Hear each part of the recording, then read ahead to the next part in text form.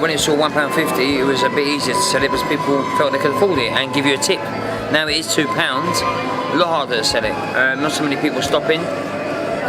If they do stop, they're more inclined to sort of say hello to the dog and say hello to me, maybe give you 50 pence for a cup of tea. You actually take the paper. And you know, you can't rely on that every day, can you?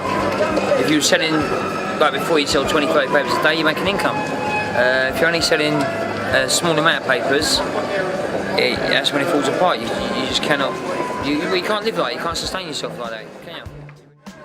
Best thing that's happened to me, a little while ago, my dog, there's been a few good things that happened to me out here, but a little while ago my dog, she needed medication. She's got a problem with her legs, and sometimes, because I don't claim any benefits, I don't use the PDSA or Blue Cross, so you have to go private vet. And the pills she needed were about £56, and some woman just recently sort of cashed her gyro or whatever else, yeah, and she split the money in half, and she gave me £40 of money. Couldn't believe it. I mean, that's quite a lot of money for somebody who's on the dole, yeah? Do you know what I mean? Yeah. It's very easy for them to lash out at you or to have a go at you about something, and you're an easy target, you know? For instance, when the football was on, I think it was last year, and England, on the way in, everyone's, we're going to win the game, yeah? We lost the game.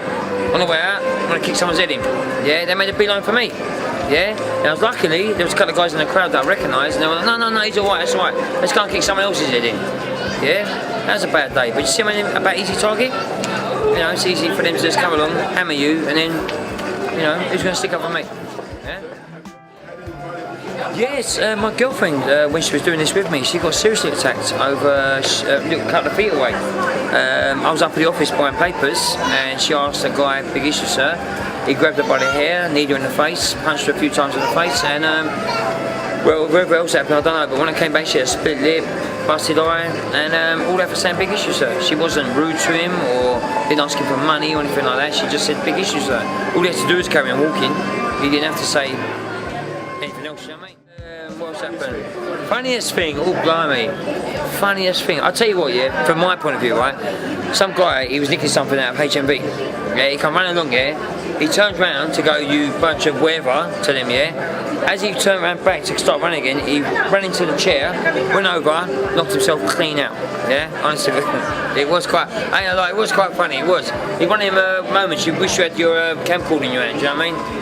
But yeah, there was another woman come along, she was like maybe 20, 25 stone. I said to her, mind the dog, she tripped over the bag, landed straight on the dog. And that was, you know, it wasn't funny for the dog, but I just remember something though, right? If you turn around for 1 second, right, see that bench where everybody's sitting there, right? Or just over there, yeah, this bench here. It's notorious for pigeons up here.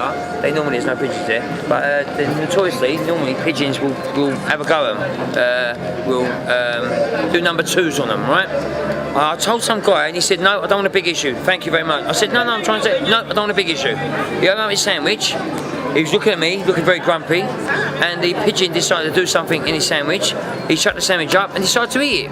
And he never, and I tried to tell him, I did try and tell him, but he wouldn't have it, he would not have it. Now that's a funny one. Right now, I'll be honest with you, the last, up until about 2 years ago, I had a lot of customers help me out with getting me interviews and things like that to get work. But I did notice that as much as people support me as much as they can in Croydon, sometimes when you go for a job interview, they're like, I support a big issue, but I don't really want to hire you. Yeah, you're sort of homeless, and I mean, I won't name no names, but one place I went to, quite a big place up here, they said to me that they would give me a job like that, but if anything went missing, I'd probably get the blame for it. I'm like, well, that happens to anybody first in, somebody starts going missing, they're thinking, well, that wasn't happening before. You know, if you go missing at work, they're not straight away going to blame me. But yeah, I've noticed a little bit of a stigma attached to an issue. As much as people come along and will try and support you as much as possible, love you to bits, take you into their home even, yeah? Trying to hire you, different amount. I mean, it's a bit hard to work at the moment, right? And you know, if you've got a bit of a work history, that's a bit, well, big issue-ish. I thought about maybe sort of doing something where maybe I'm helping guys who are a bit like me, you know, or younger people on the street, that kind of thing, you know. Giving a bit back, yeah, and trying to make an income from it at the same time, yeah. So yeah. that's something I've thought about and something I look into. You know, maybe helping people just come out of jail, because a lot of people just come out of jail end up on the street straight away, and there seems to be a lot of help out there for you, but trying to access the help is a nightmare. It really is, and I don't know, maybe it's been some sort of link between that, I don't know, but yeah, something along them sort of lines, giving a little bit back. Yeah, I'd like to do that.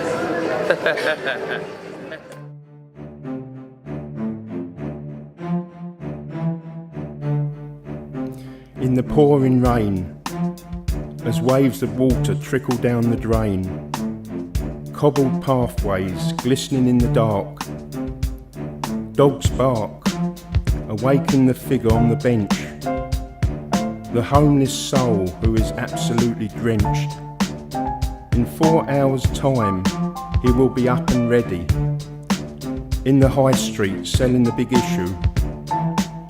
Every copy sold helps his survival, but tonight he is back on his bench, asleep in minutes, not feeling the cold and rain, but a strong heart and a will to survive.